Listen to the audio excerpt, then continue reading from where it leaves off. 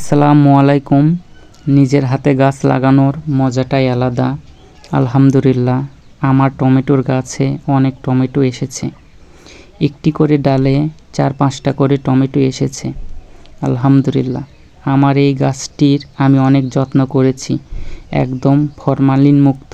ছোট থেকে এখন অবধি পর্যন্ত একবারের জন্য ঔষধ দিইনি। তারপরেও এত সুন্দর টমেটো এসেছে। ঔষধ না দেওয়ার পরও যে এত টমেটো এসেছে, টমেটোগুলো একদম ফ্রেশ। নিজের গাছের লাল টমেটো এক টুকরো সুখ।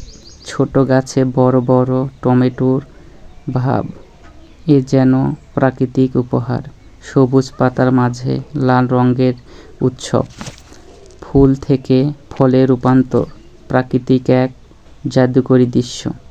আসলে দেখলেই মনটা জুড়ে যায়।